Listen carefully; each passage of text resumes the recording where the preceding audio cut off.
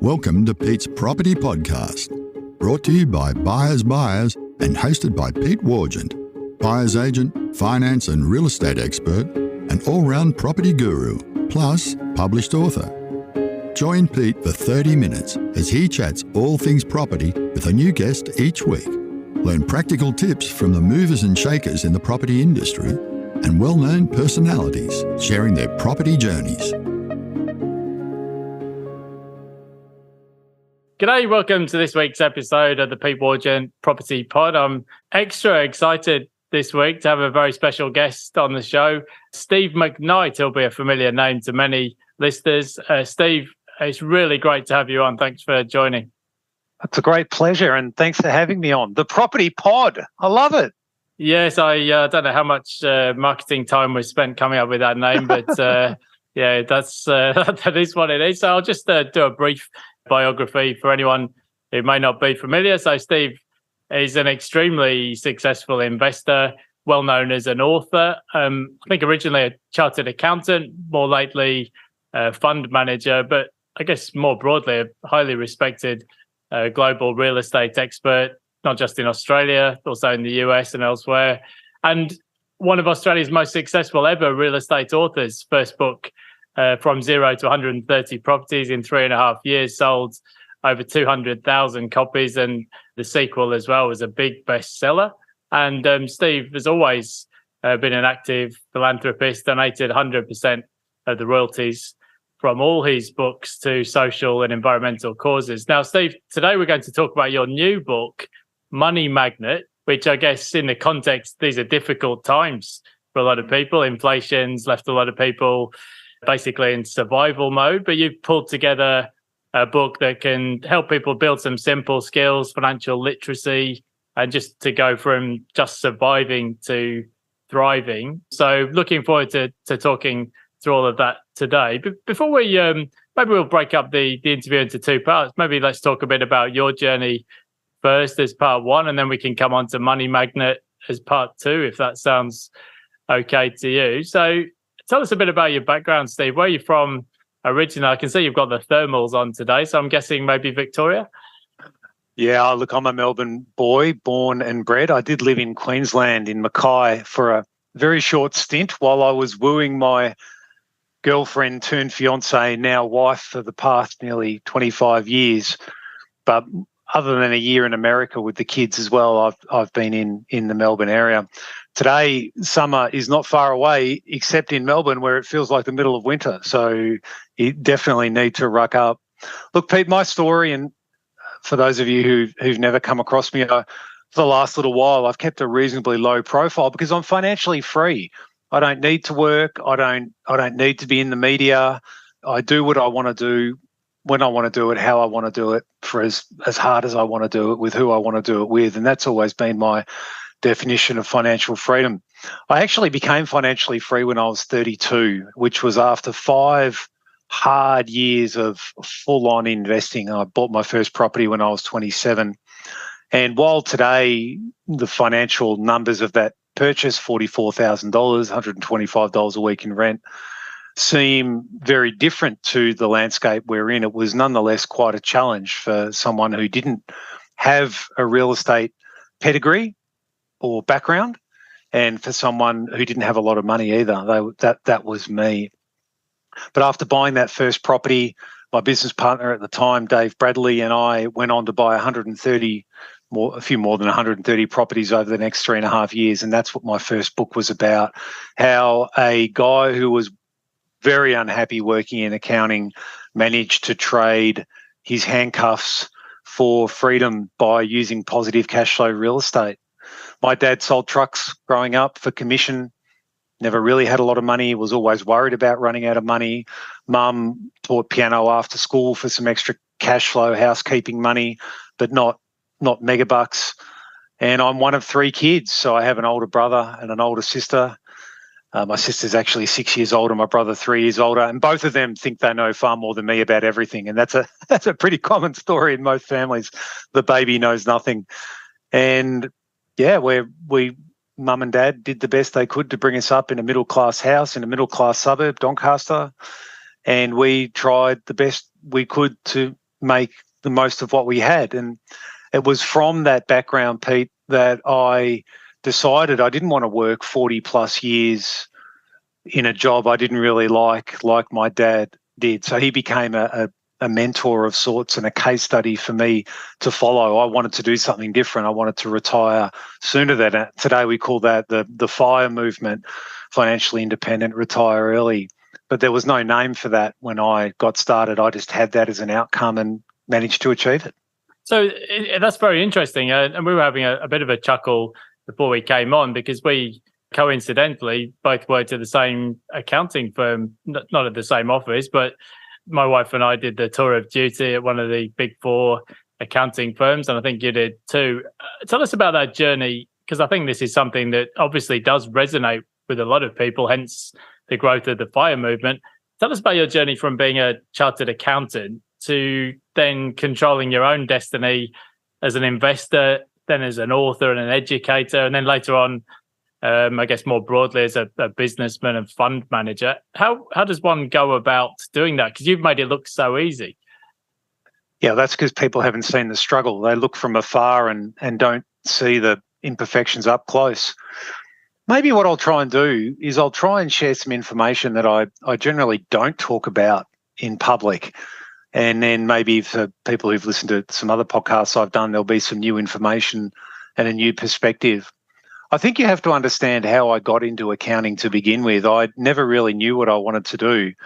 And one day in high school, I was walking to PE class with a mate of mine, Dave Hamilton, and I remember saying to Dave, what do you want to be when you grow up? And he said, I want to be an accountant. And I said to him, well, that's interesting. I guess if it's good enough for you, it's good enough for me. So my year 12 marks were not inspiring for my trial exams, and I had to really pull my finger out to do better, and I fell over the line and managed to get into an accounting degree. And then the third year of that accounting degree, it was a 4-year degree, required that you go and spend a year in the workforce. It was called your cooperative year. And this was around the time of the 1990s recession. Very hard to get a job in accounting, let alone a trainee position. And you could put 6 applications in, and all 5 of my other applications have been rejected. And I was down to my very last one. And I managed to jag a job with a small chartered accounting firm at the far ends of St Kilda Road in Melbourne. And I was very thankful for that job. But soon after starting there, I really found out that I didn't really like the work. And it got to the point, and some of the listeners might be there right now, where it was Sunday night and I was dreading the thought of having to go to work on Monday morning to the point of crying. I remember having to iron 5 work shirts for the 5 days ahead and just thinking, I just don't want to do this. I just don't want to go. But I managed to push through that year, and then I was going to drop out of my course. Accounting's not for me. I'll go and do something else. And then I said to myself, look, you're 3 years in, just finish it. Don't drop out now. Just do what you need to do to get the degree and see where life will take you. You know you don't want to work in accounting. Maybe there'll be another door that opens. And for anyone that's started something and is in that position where they're like, oh, I can't really be bothered to finish anything, I would say to you, just get through it. Do what you need to do to find the resilience to be able to push through to completion, because lots of people start things and fewer people finish them. But if you're one of those people in life that can finish what you start, it'll set you up well for success. In that final year of uni, we had some big accounting firms come out and try and pitch us that the economy had improved and now they were looking to recruit people. And I said, well, maybe I just had a bad experience. Maybe I should work somewhere else before I really give up on accounting. And I was very lucky. I managed to get a job at Deloitte, and I started working there, and I quite enjoyed it, much more than where I was working previously. But it got to the point after crazy hours over a few years that I was burnt out and wanted to look to do something else. And so eventually, after a couple more missteps along the way, I decided that I didn't want to have a career in accounting, and I needed to find something to replace the income that I was earning by selling my time.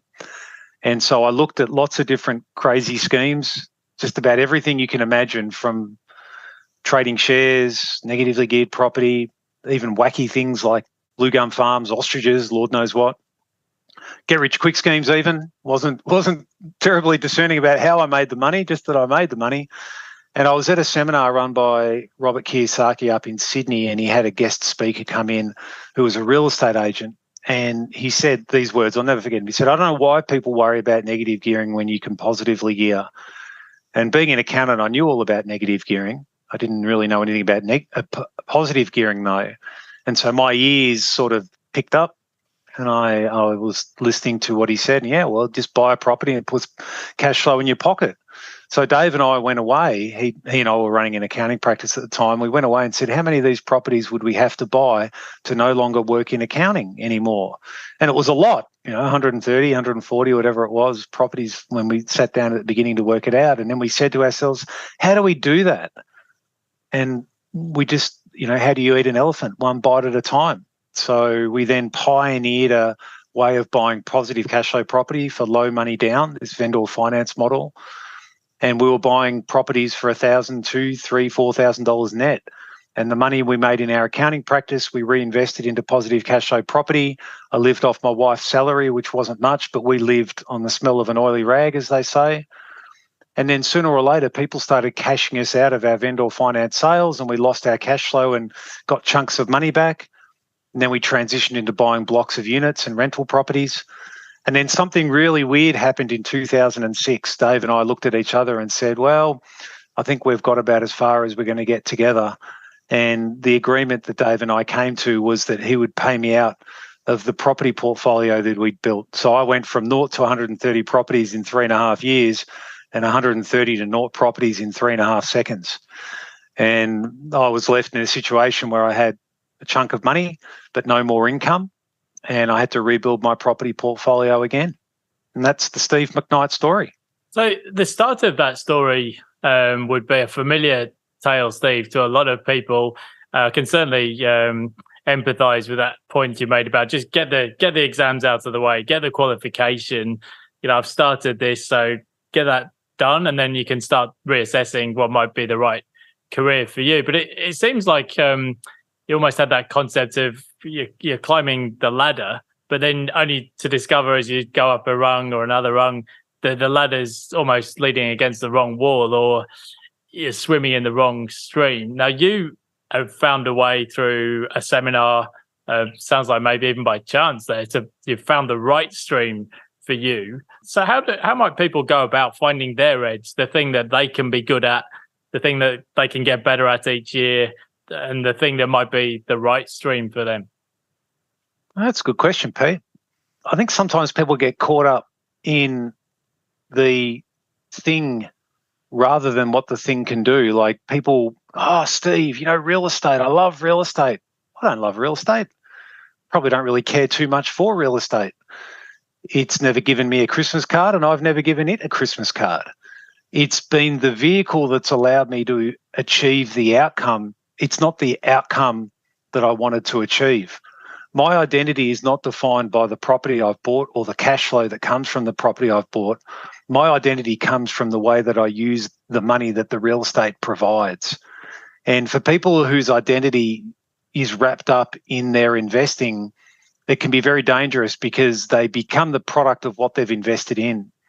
So I'd say to someone, to answer your question specifically, go to the buffet and sample small and wide. Try many different things and see which one is a natural fit for what you're good at. Because we all get paid for solving problems in a work context. That's what your salary is. You swap your time for money by solving a particular problem a particular way. You have to be pretty good at it to get a decent salary. So if you can then find an investing context for the problems you're already solving in real life, then that's your path of least resistance to wealth. Whereas if you try and do what maybe worked for me, but you can't solve problems the way I solve problems, then the way I invest may not be the right way for you to invest because we're different. And that's the opportunity. There are so many different ways of making money, and there are so many different people with different skills that we can all be wealthy. It's not like I can be and you can't. We all can be if we want to apply ourselves in that way. An interesting insight you've just given us there, Steve. We're looking in from the outside. We see your talent as an educator author, communicator. But one of the things you touched on there is the need to apply some hard work to what you do. I'm just thinking, I'm a keen golfer, play golf with my daughter anytime I can. And if you think about somebody like Tiger Woods, everybody always says, oh, best, the most talented player ever.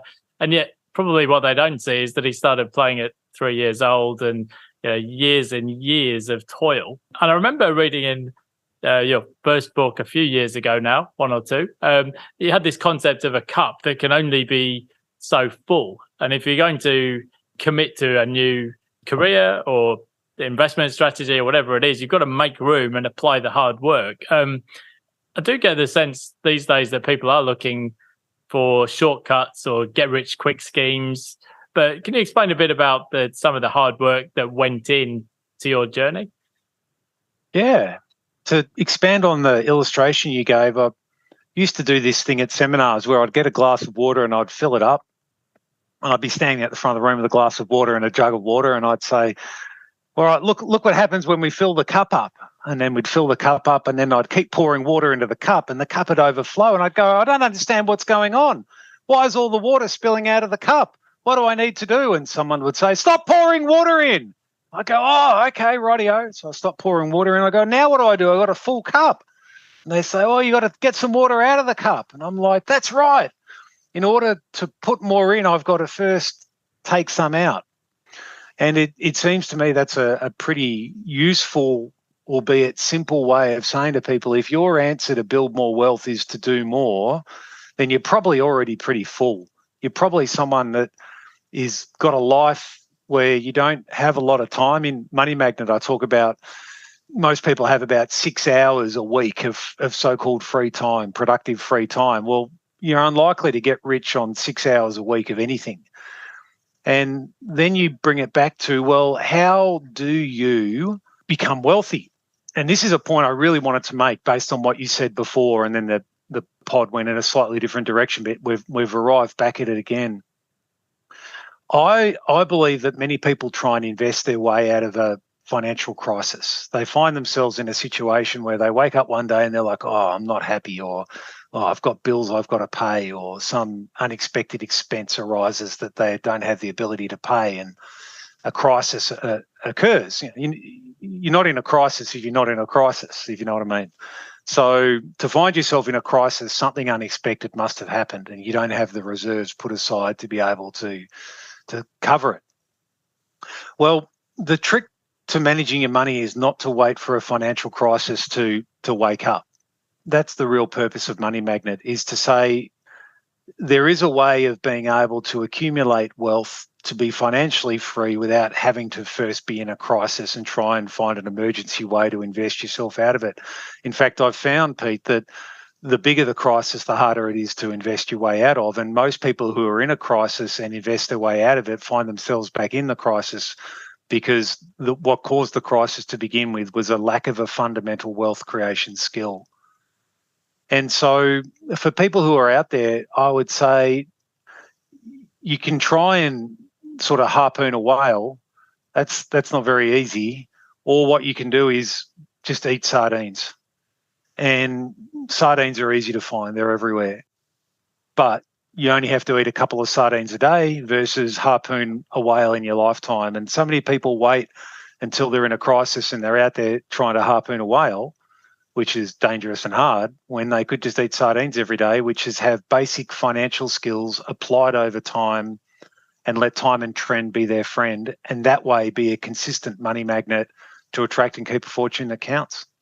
Yeah, I think anyone who's ever been to a casino or greyhound track or played the pokies would be familiar. If you get yourself into a hole, it's very hard to gamble your way out of it, because exactly as you said, you didn't really have a plan in the first instance, and people tend to take bigger risks, but there's no overarching plan there, which you should have had at the outset, probably by not going to a casino in the first place. Well, Pete, if I may, let's ask a question. Yeah.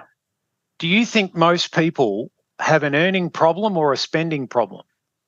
I think in the current environment, we actually have full employment, first time since the mining boom. So I guess almost by definition, most people must have a spending problem rather than an earning problem, with some exceptions, I guess. Yeah, and of course you're right. Everyone has a unique situation, and some situations are through no fault of their own. Someone faces a crisis that they don't have a spending problem. But here's what happens. Here's where people basically go wrong from the start. And the sooner you come to this revelation and do something about it, the more money you've got at your feet waiting to make. Whatever you earn is what you have available to spend. If you spend more than you earn, you must by definition be going into debt. Debt is taking tomorrow's income and spending it today. So the more debt you have, the more tomorrows you have to work for the pay you've already spent. So the idea is, if you can avoid this error of living beyond your means and instead learn to live within your means, whatever your means are, then you'll never be in a financial crisis. And then the idea is, as simple as it is, to spend less than you earn, have some capital to invest that you consistently invest over time, and the concept of sardines rather than whales, if you like, is the surefire way of building wealth over life. It's mathematically proven. Now, you can then increase the amount of money you make and how quickly you make it by upskilling, by gaining the skills to find problems, turn them into solutions, and get paid for doing so in an investing context. And that's what I did. I've always lived within my means, and I've used my skill set of problem solving in a real estate context to buy problems and turn them into solutions and get paid for it. But if I always had a situation where I had a spending problem and spend everything I earned, then I might make a fortune, but I won't keep a fortune. And that's why there's really three parts to the equation. You have to make money, you have to manage your money, which means control of spending, and then you have to multiply your money. And if you can make and manage and multiply your money, then it's not a question of if you'll be financially successful. It's simply a question of when. And then it becomes the issue of, well, what skills are you passing on to your kids? Sometimes generational bad habits are passed on, the use of debt, for instance, and you have an opportunity to be a positive influence or a negative influence. So hopefully you can master these skills and pass them on to those that you love so that they won't struggle with money. So this brings us very nicely onto your new book, Money Magnet. Before we run through that, I've just got one question on your first book. It sold an extraordinary 200,000 copies, which, when you think about it, for a book on effectively personal finance, real estate, it's a huge number of sales in a country like Australia's population at the time, I don't know, maybe 20 million or something. On that book, obviously had a very eye-catching title, but it's taken you from relatively unknown, doing your own thing, building your property portfolio, to suddenly being I remember seeing you on the news, book in the airport stalls. How did that change your life? And obviously every journey has highs and lows. You would have presumably taken some criticism as well, especially these days with online media and whatnot. But did you ever along the way have periods of thinking, what have I done? Sort of imposter syndrome? What the hell's happening? How did the writing a book that became a massive bestseller, how did that change your life? I'm not sure that it did, and it might sound a bit coy to say that it didn't. Certainly when I was doing a lot of TV around the launch of the first book, it was thrilling and exciting, and it was like, oh, look at me, I'm on TV. And people were coming up to me at airports and saying, oh, I've seen you on TV, and you're a bit of a celebrity for 5 minutes. In fact, I looked at that and I saw a danger in it, that it could become addictive. And I then started to shy away from it because I'm naturally an introvert, not an extrovert. I only ever wrote the books to try and help people. I haven't written it to boost my ego, and I haven't written another book because I want to see my name in print.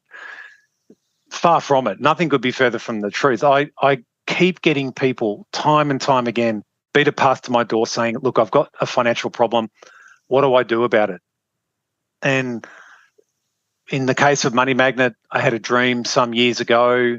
It's the only dream I've ever had where I've woken up in tears, and I felt that I had a calling on my life to write a book about financial empowerment for people who are in a financially disempowered world. Now, Scott Pape's written a book that many people have heard about, The Barefoot Investor, and a lot of you would have read it. And I think that's an excellent first step in a conversation around money, because money is one of those topics that not many people talk about. And I think, as I mentioned, I think Scott makes a really valuable contribution to that space to get people talking about something they wouldn't otherwise talk about. Where Scott's book finishes, and I think where I try and pick up the conversation is, well, if you want to be a bit more sophisticated and planned and strategic about the way that you build wealth, what are your options? I take Scott's first steps and then say, well, barefoot's great for a walk on the beach, but let's go for a hike in the hills. Let's put on some booties and let's cover some tricky terrain and start having some harder conversations for those people who are up for it about quantifying how much you need, trying to work out why you think the way you think about money and extrapolating that out, and where are you going to be in life if you don't change. And then let's run through some tools like your lifetime sheet and other things to work out how much time you've got left and how are you going to achieve this outcome. Now that you've set an outcome, how do you get from now to then? Path of least resistance. This book is the prequel in many ways to 0 to 130 that says, look, before you start investing, let's get the fundamental skills you need to be able to keep the money that you make rather than just make money for the sake of making money. Do you want to save on buyer's agent fees? You could save thousands with Buyers Buyers. As Australia's most extensive network of buyer's agents, we can lock in highly competitive prices. Plus, our national network of buyer's agents are some of the best in the business. So get the Buyers Buyers advantage and talk to us today. Call 1-800-975-051 or visit buyersbuyers.com.au. Yeah, you've explained really well there what inspired you to write effectively the prequel and what you hope to achieve from it. I think it's self-evident, I guess, from Scott Pape's book series and so on. The sheer weight of demand for this type of information, there obviously is a lot of demand for it. Why do you think people are programmed to fail financially? There was a famous TV series in United Kingdom called 7 Up, which basically tried to show that from the age of 7, the vast bulk of the programming in people is already in place. And I guess the concept was, give me the boy of 7 and I'll show you the man. Is it a lack of education, do you think? Or is it just, do people sort of copy some of the strategies that didn't work for, parents or other relatives? Such a good question. I do have answers, but I don't have simple or straightforward answers to those rather good questions. If you want to go down the rabbit hole, the first one is, why don't we teach kids about money at school? And I think the best answer to that one is because the curriculum's already fully loaded with other stuff. And there's just not time. In order to put something in, like we said earlier, you've got to take something out. And what do you stop teaching? Maths, science, art, history. And so the school defers financial matters back to parents. And that then takes us on another journey, which is, well, how do parents acquire their habits and thoughts financially? And the answer to that is they're often inherited from their parents. And it creates this generational glass ceiling that one's financial potential is only as high as one's parents' financial potential. And so if you're poor, then your kids are likely to be poor. Now, the Smith family, for instance, says the way through that is education so that someone can get a better job and earn more money. And there's an element of truth to that. But if you don't help someone control their spending, then it doesn't matter how much they earn, they'll spend it all. They'll have nicer toys. They won't be financially empowered. So it then begins a discussion, which I go through in the book of Money Magnet, which is, well, why don't we stop for a second and ask a question? Where did you get your thoughts and habits around money? Where did they come from? And I talk about the illustration of your parents teaching you to drive. They would have taught you some good habits, but even without intending to, they probably would have taught you some bad habits as well. And same financially, you would have got some good habits, but you would have got some bad habits. So if you want to become a better driver than your parents, how do you do that? It's unlikely you'll just be a better driver on your own. You need some form of external instruction, or what I call an intervention. You need someone who has better skills than what your parents had to guide and teach you to take you to an elevated position than what your parents could get you to. If you don't have anyone who's better with money than what your parents are, then your highest financial potential is likely to be where your parents got to. And that might be a wake-up call for some people listening in right now. Yeah, that does make sense. That is actually exactly what you cover in the book, which I've been reading with great interest this week. I think you're spot on the point on school curriculums. I spoke at an event 2 or 3 years ago before the pandemic restrictions at one of the private school or colleges in Queensland. And I was there talking about personal finance, which is a tough sell when you've got other people talking about Harry Potter and fighting fantasy and whatever else. But actually I had a discussion with the headmaster, and people were saying, this stuff should be in the curriculum. And he just said, well, where? We've got exam expectations, a curriculum we have to meet, and finding the space for other information, particularly things like personal finance, how to balance a checkbook, all of that kind of stuff. There's no space for it. One of the things you talk about, Steve, in the book, which I have here in front of me, Money Magnet, is you talk about the importance of how to give your money some meaning, because I guess these days, what is money? It's just a sort of a note in your wallet, or increasingly just a number on a screen. And you talk about why it's important to build wealth that matters, so to speak. Can you give us any insights there into how to give your money some meaning? One of the things with this book, which is very different to other books, I think, Pete, is I'm writing it from the perspective of someone who doesn't have to worry about money, by the grace of God. There's lots of people who write books on theory of how to make money. There's not many books that I've come across that talk about what's life like when you get to the other end of the rainbow, when you climb the mountain and look back. What am I in for when I don't have to worry about money anymore? And one of the points that I really wanted to make in the book is that there's sort of 2 mountains to climb in life. The first mountain is this survival mountain, which is very self-focused, trying to make enough money so you don't have to worry about money, making sure you've got enough money for retirement, a house, a super fund, or whatever else it might be. So that's a mountain that many people climb. Now, when it comes to money, we've all got egos, and more is more, and therefore more is better. And the amount of money you've got on your spreadsheet or in your bank account or whatever it might be, whatever the tally is, then becomes a measure of your success. 2 million is more than 1 million. 3 million is more than 2 million. 10 million is more than 3 million. So more equals better.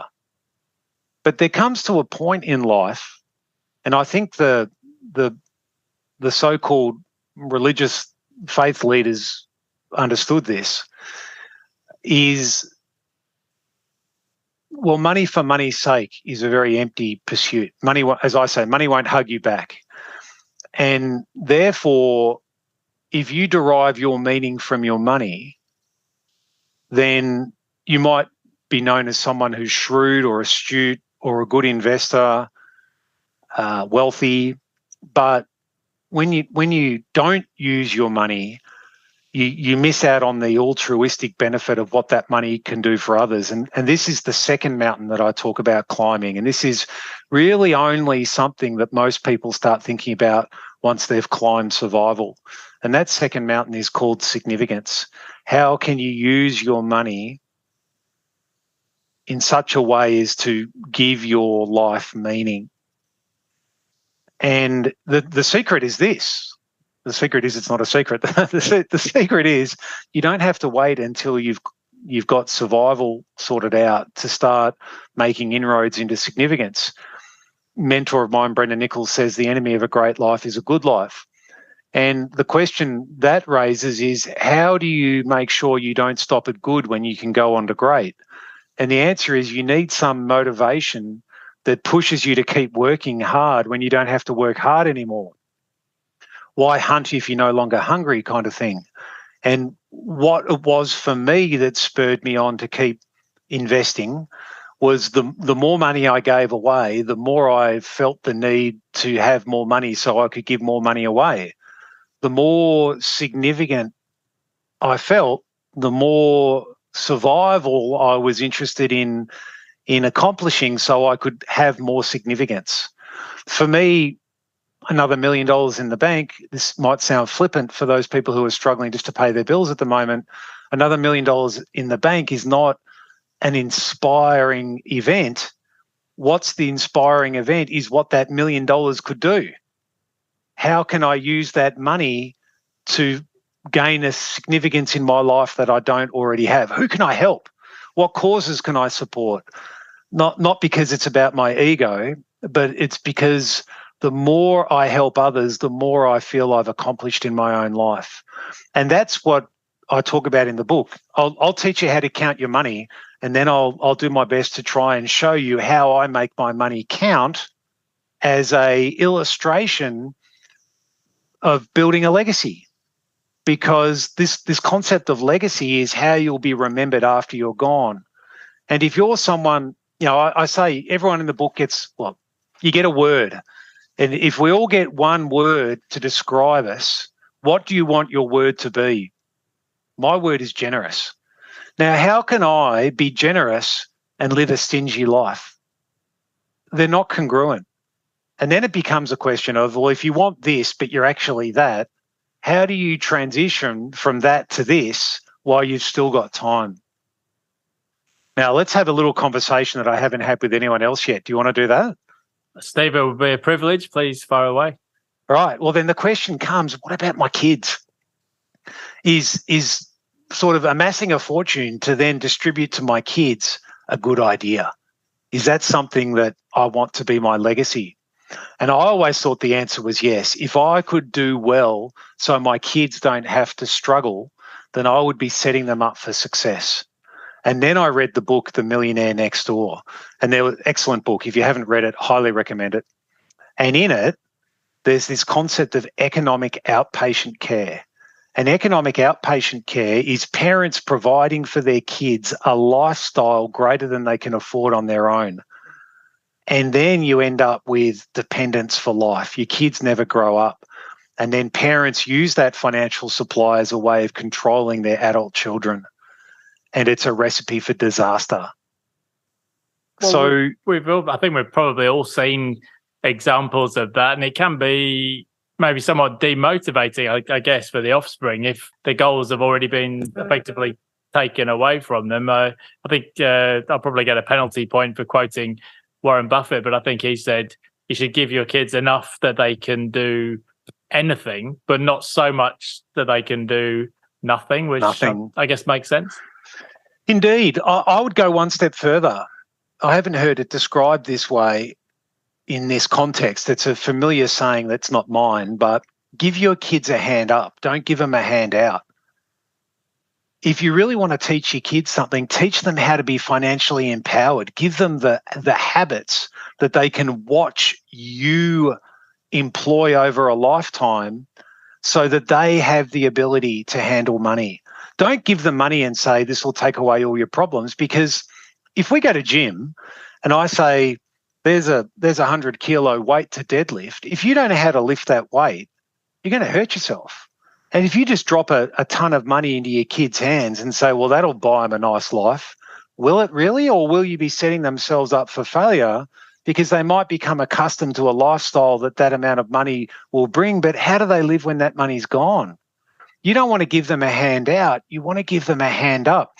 You don't want to give them money. You want to give them the lifelong ability to be able to handle money. And that's the mistake I found myself making that I've only recently re-engineered. Now, if my kids don't want to learn from me, that's fine. They don't have to. I'm not holding a dollar note to their head or anything else like that. It's like, well, you'll figure it out on your own or you won't figure it out. But don't expect me to leave you a giant sum of money.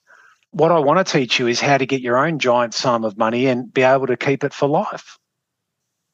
Yeah, this is a relevant topic for us because a few listeners may know that we got stuck overseas, went to a funeral, during the COVID restrictions, couldn't get back into the country. So our kids completely dropped out of the school system for a period of time. And it sort of forced me to ask some of those questions about, well, what are we actually trying to teach our children here? School isn't just a place where you drop them off from 9 a.m. to 3 p.m. What are the life skills that they're going to need? Finance is obviously a big part of it, but there's also resilience and all the other challenges of the modern world. Steve, somebody might say, well, look, it's okay, Steve, it's easy for you because you're a chartered accountant, numbers come easily to you. One of the things I liked in the book, you had a nice formula for helping people to understand, well, how much is enough to get to that survival point and then on to build the significance. Can you just talk us through, before we give people a steer as to whether they can get their own copy, can you just talk us through the formula for understanding, well, how much is enough? I can, but I want to debunk the myth.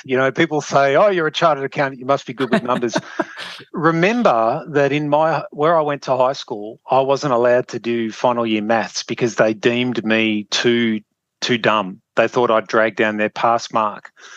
And I remember my year 10 maths report, always pleasant and amiable. Stephen has difficulty with even the most simple concepts. Nice way of saying, look, he's a friendly kid, but he's pretty dumb. And if that's my mathematics pedigree, then if I've been able to sort this out, there's not really any excuse why others can't. But I would love to just share an insight that may help some of the listeners. And it's not even an insight that's in the book. I wish I had have put it in there, but I don't think I came to this revelation till after the book had gone to publishing. I've realised that a lot of people found maths difficult in school, Pete, and partly that might have been the teacher or the teaching style or the difficulty of the subject matter, whatever it was. But some people didn't, but a lot of people did, and then they switch off. So when it comes to personal finances, many people make the assumption that it's like high school maths. And I wasn't good at high school maths, so I won't be good with my personal finances. What's my natural response? Avoid it. Now, all you need to know is to be able to do your times tables to end up an accountant, really. It's not like I studied maths later on in life. And those chartered accounting schools, in some ways, were actually a disadvantage to being a successful investor, because at chartered accounting school, they lobotomize that portion of your brain which is about taking on risk. And so in order to invest, you have to be able to manage risk. But what I want to say to people is, if you're someone who's struggled with maths, and if you're someone that is shied away from managing your own money because you thought you weren't good at maths, it doesn't have to be that way. You don't need to be a maths wizard in order to be successful with your personal finances. I wasn't, and I am. And if that's my story, it can be your story too. Now, a little formula, which again is not in the book, but should be in the book, because it's something that I sort of wanted to include in the book but ran out of words for the word limit, is what I call my 10-8 rule. And this is actually a bonus to the book, which is on the website moneymagnet.au. And it works like this.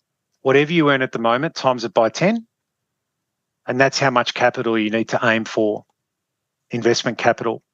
And then if you times that outcome by 8%, that's how much income your portfolio will deliver. So let's keep the maths simple, Pete. If you earn 100 grand a year, you need to aim to accumulate $1 million in investment capital. If you can then invest that $1 million of investment capital at an 8% income return, then you'll have $80,000. Now, $80,000 is not $100,000, but then you won't have work expenses you'll have to pay. But if you could end up with a situation where you had $80,000 a year of income, you would be amongst the richest retirees in the country. But the question then is, well, how? And that's what I tried to write in Money Magnet. It's the pathway to follow to achieve that outcome over the course of your life. So my final question then, Steve, is they often say the best time to start investing is now, or the second best time is now, and best time is 20 years ago, whatever the phrase was. Obviously, people are always going to say, look, it's okay for you because the housing market was very different 20, 25 years ago. I've seen you say elsewhere that if you can solve a problem, then you can make money through real estate. Obviously, the market is quite different today. If you were starting afresh today as an investor, where might you look to start? What I'd say to that is that people get focused on what they can't do and they lose focus on what they can do. So back in 1999, I didn't have money and I didn't have skill and I didn't know what I was doing. All I had was a desperate need to want to stop doing accounting. All I had was a motivating factor. And yes, now some 20 years later, we look at it, oh, it was easy for you. Property was so cheap back then, but it wasn't easy. It was anything but easy. It's just that it looks easy now 20 years later. No different to looking at a gold medal swimmer swim through the pool and go, look how easy it is for them. They don't see the hours and hours of training and the mistakes that have been made and the injuries that happened and relationships that were difficult and various other things. So they don't see the cost, but they see the prize. So what I'd say to anyone is the only thing you can rely on is it will never be easy, because as you get older in life, your priorities change, and instead of being what I would call expansionist, you become protectionist. You stop worrying about more and you start wanting to protect what you already have. And you don't want to take risks because you're worried that if you make a mistake, there won't be enough time to make back what you've lost. So what I'd say to anyone is you can always make money in real estate if you buy problems and sell solutions. And so long as people live in houses, you can make money out of real estate.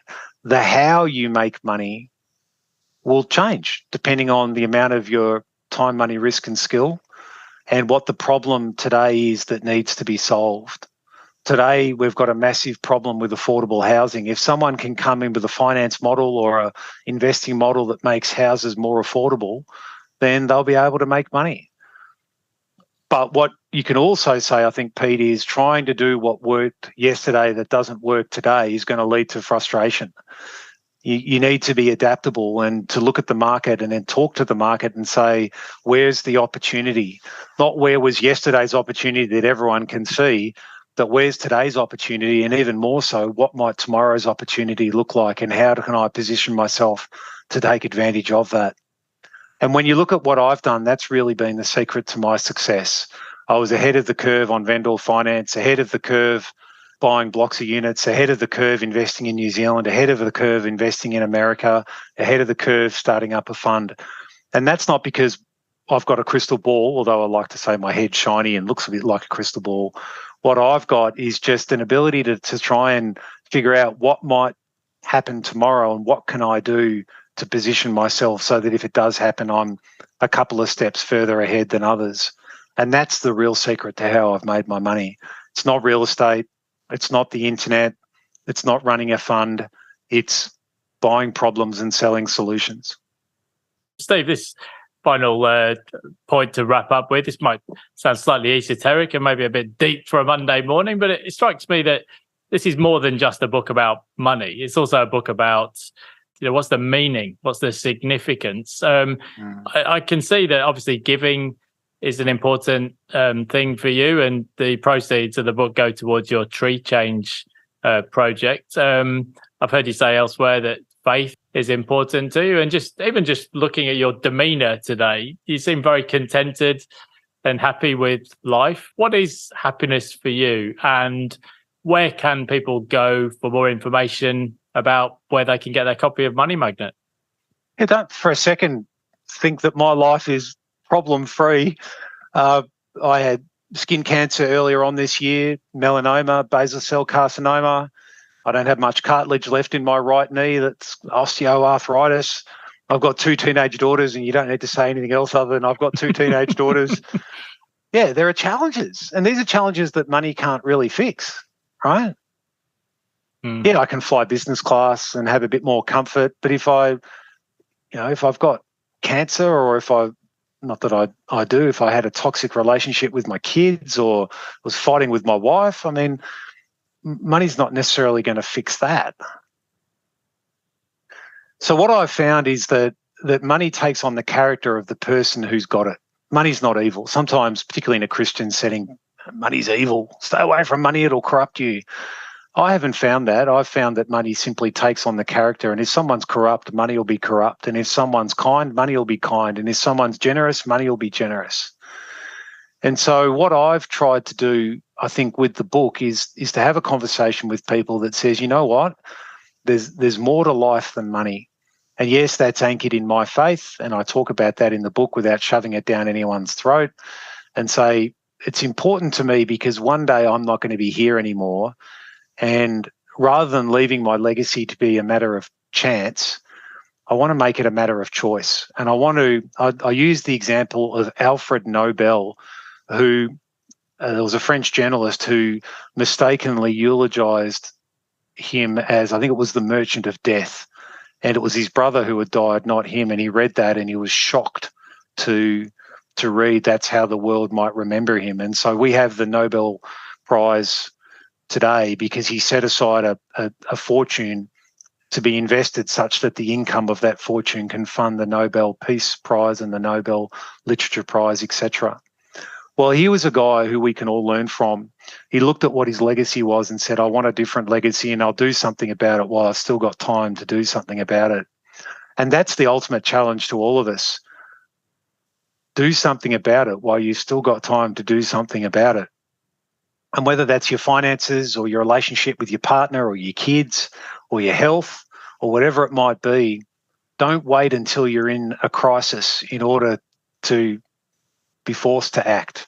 Try and be wise enough to see where the crisis might be and avoid the crisis altogether.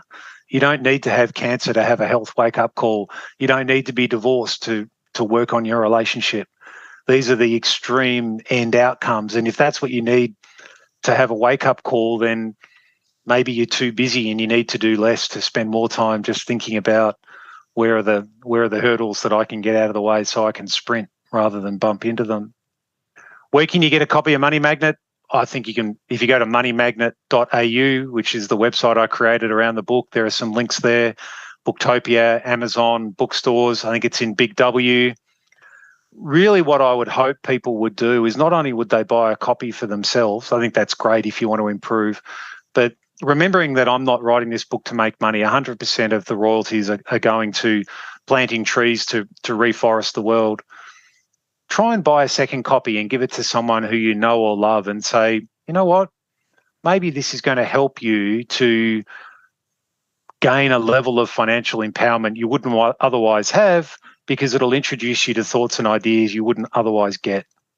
And if you do that, then my goal for writing the book will have been accomplished, to try and help people become more financially empowered, not only for survival, but also for significance. Thank you, Steve. Yes, moneymagnet.au. And yes, it's clearly more than just another book about money. It's much deeper than that. So, Steve, thank you so much for sharing some of your wisdom with us today. It's been an absolute pleasure. Do grab yourself a copy for Christmas. And as Steve said, if you can get one for your relatives as well, then all the better. Steve, thank you so much for joining us. It's been an honour. Thanks, Pete. Thanks for listening to Pete's Property Podcast, powered by Buyers. Don't forget to subscribe and join us next time as Pete chats all things property with a new guest. And just a reminder that the information provided in this podcast is general advice only and doesn't take into account your personal financial situation or needs. You should always consult a licensed professional to discuss your individual personal circumstances.